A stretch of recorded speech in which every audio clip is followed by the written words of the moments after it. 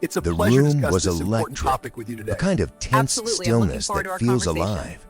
Cameras It's a clicked pleasure like discussing nervous this important heartbeats topic as with you today. every eye fixed on the Absolutely, I'm looking bench. forward to our Judge conversation. Brett Kavanaugh leaned forward, his voice low but unmistakable, each word slicing through the hush. Representative Crockett is right. Humanity must come before hostility. For a heartbeat, silence ruled. You could hear the weight of disbelief settling on every shoulder. Then it happened. One clap, then another, until the courtroom itself seemed to defy decorum. Applause swelled, echoing against the marble walls like thunder in a cathedral. Clerks froze. Reporters looked up from their notes, wide-eyed. Even the gavel hesitated, suspended midair, as if the very rules of power had been rewritten in that instant. It wasn't just what he said, it was who said it. A conservative titan affirming the message of a woman so often dismissed by the same establishment now holding its breath. In that fleeting eruption of sound, something shifted. Something ancient and human broke through the machinery of politics. But what led to this jaw-dropping reversal, and what did it mean for America's soul? America had been bracing for another spectacle. The nation's nerves were frayed, pulled taut by years of hearings that had become more theater than truth-seeking.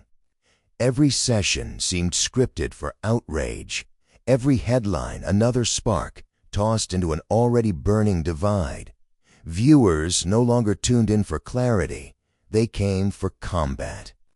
Jasmine Crockett had emerged as the unexpected lightning rod in this climate, young, fearless, and unapologetically vocal about the injustices she refused to normalize.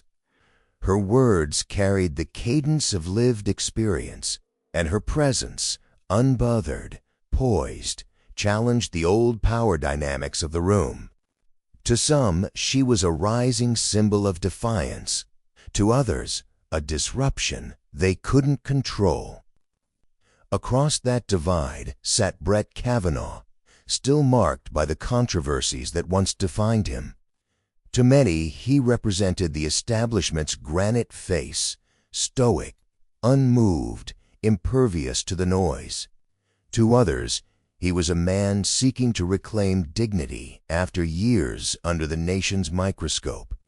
Two figures, each standing at opposite edges of America's moral debate, now found themselves in the same courtroom, fate pressing them toward a collision neither sought but both embodied. The air buzzed with unspoken questions. Would this be another exchange lost to the chaos, or something that might finally pierce through it? And when the cameras rolled that morning, no one could have predicted the storm that was coming. The hearing chamber carried a chill that wasn't from the air conditioning. It was the kind of cold born from quiet power, the polished glances, the half-smiles, the knowing looks exchanged between men who believed they still owned the room. Each word from the bench seemed weighted not with curiosity but with condescension, the tone of a system that had learned to disguise arrogance as authority. From the press seats, whispers rippled.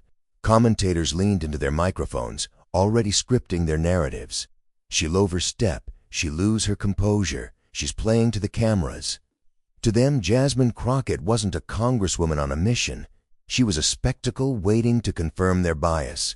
The coverage had primed the nation for mockery before she even spoke.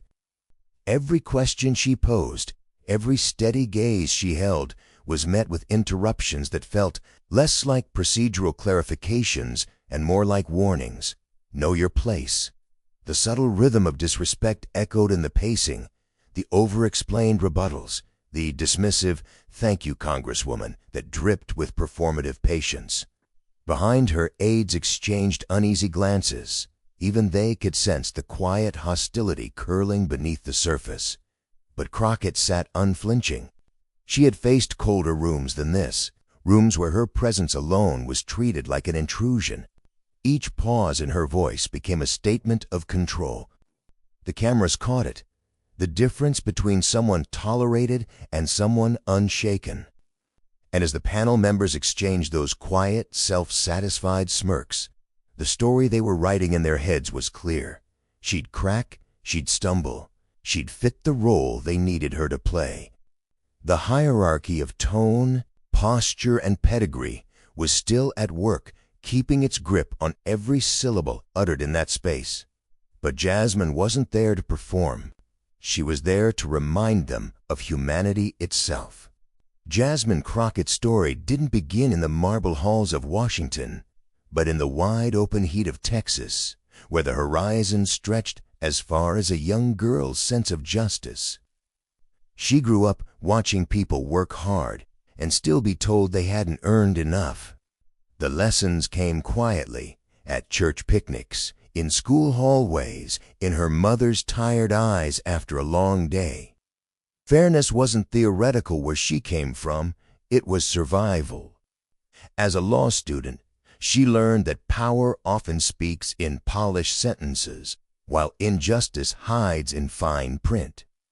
Nights blurred into dawns as she sat under the dim light of a library lamp, sifting through case files that told stories too familiar, working-class families cornered by systems they didn't understand. She never saw those clients as names on a page. She saw their fear, their hope, their faith that someone might finally listen. When she became a public defender, the courtroom became her proving ground. She faced judges who barely glanced up from their papers, prosecutors who mistook her calm for weakness. Yet each case, each quiet victory, sharpened her voice into something both tender and unyielding. She didn't fight for applause. She fought because silence had never protected anyone. Politics came later, not as ambition, but as evolution. Public service wasn't a career choice.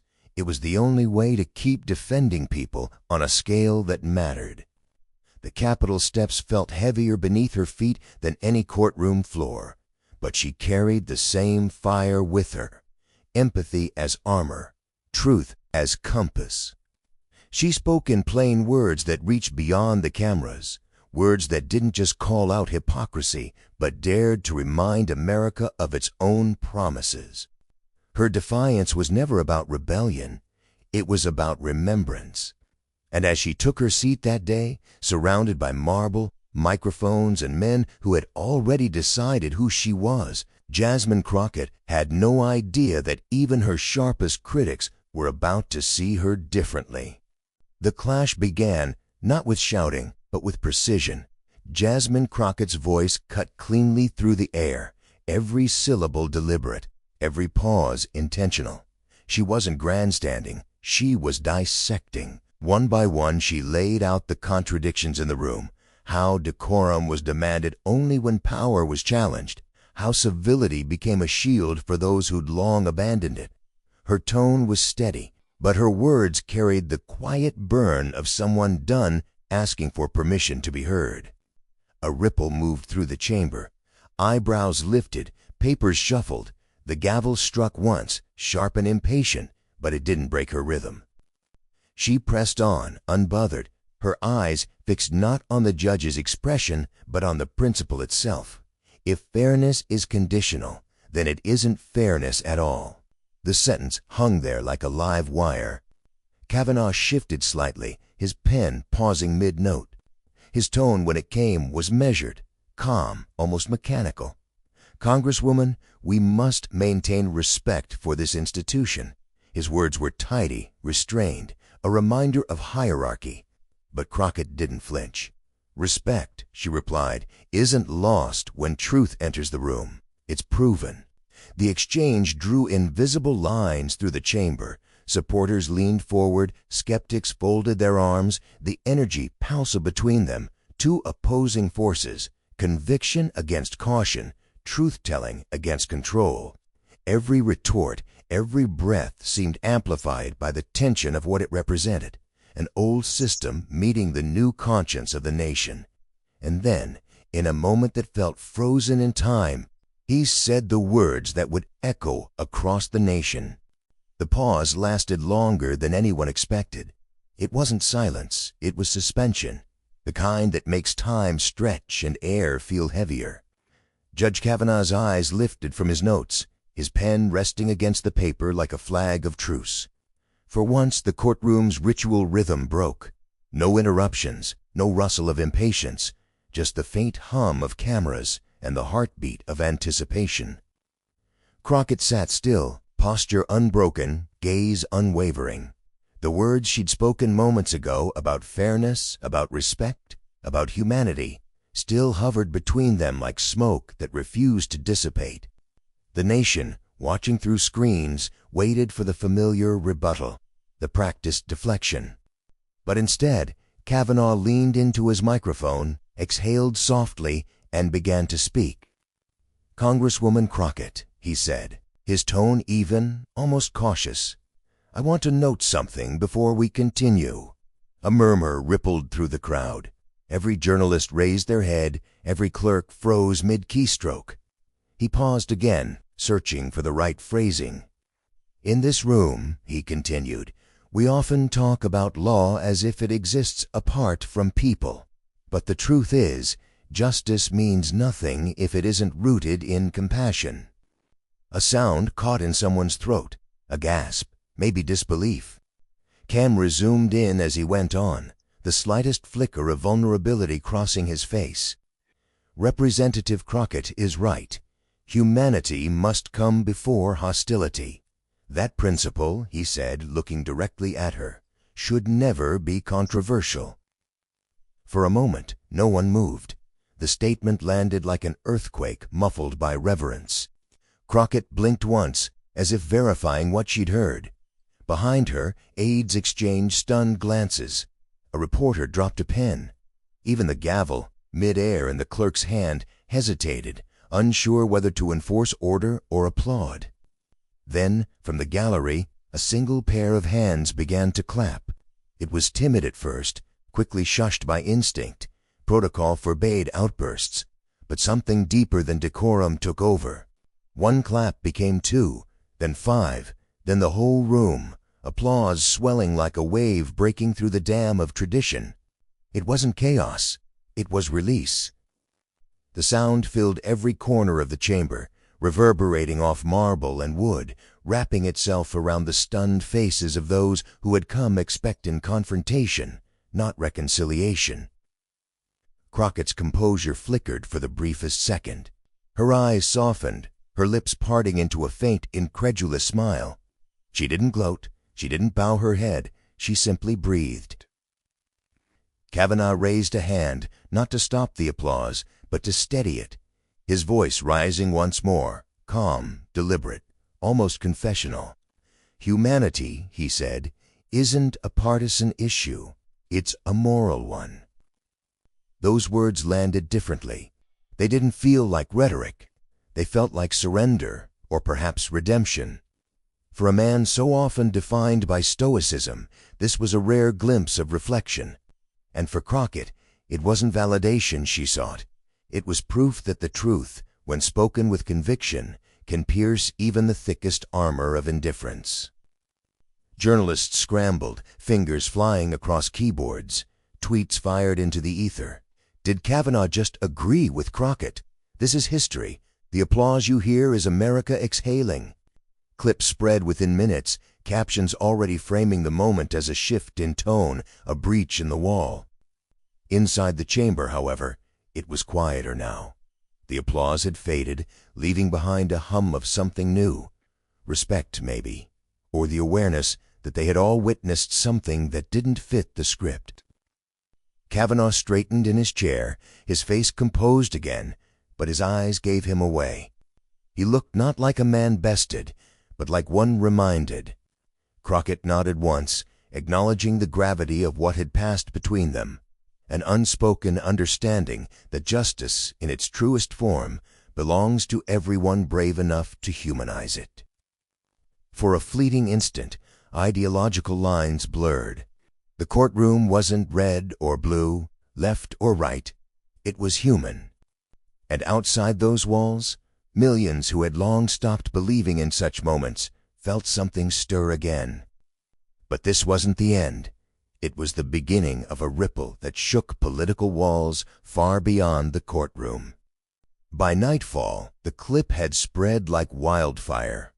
It began as a 30-second upload from a courtroom reporter's feed, then multiplied across timelines and screens until it became the only thing anyone was talking about. On Twitter, hashtags cascaded down the trending list.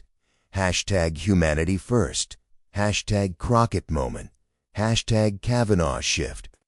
Each tag carried its own current: shock, pride, disbelief, hope, all colliding in a storm of digital emotion.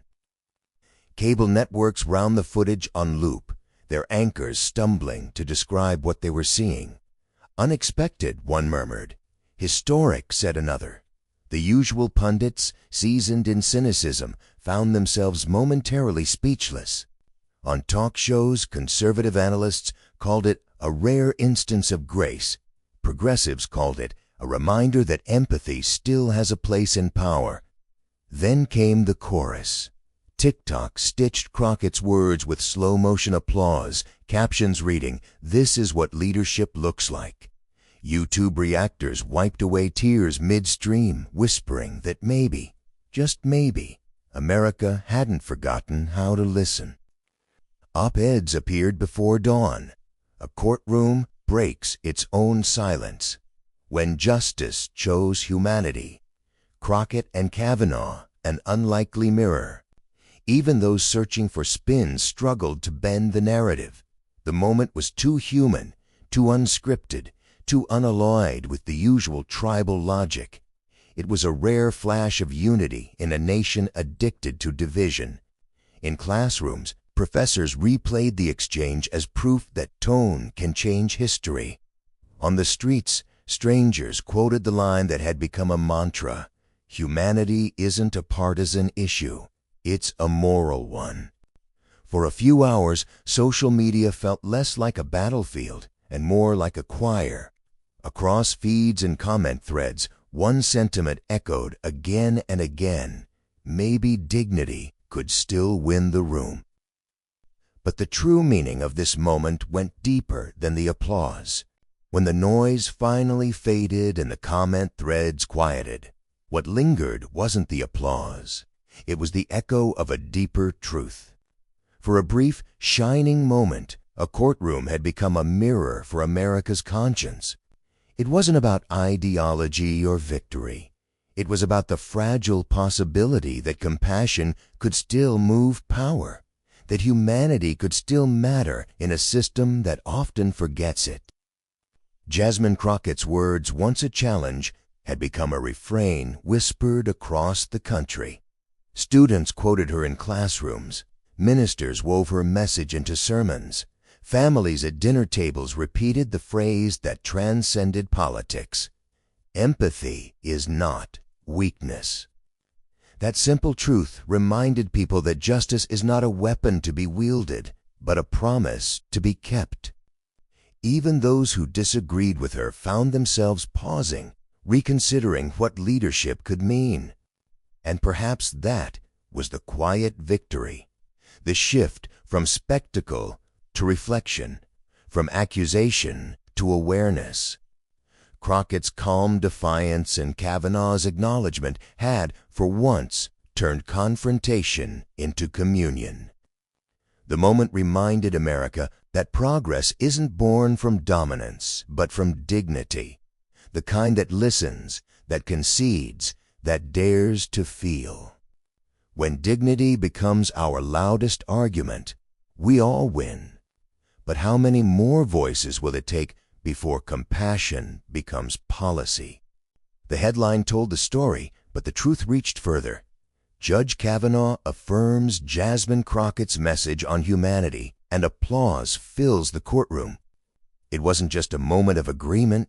It was a reminder that integrity can still pierce through cynicism, that empathy can still command a room built on formality and fear. Crockett's courage met Kavanaugh's clarity, and for one breathless instant, the system remembered its purpose. If a single act of integrity can silence a room, imagine what a nation of them could do. This wasn't politics. It was proof that decency can still surprise us, that humanity can still lead. Share this if you believe humanity still has a place in our justice system.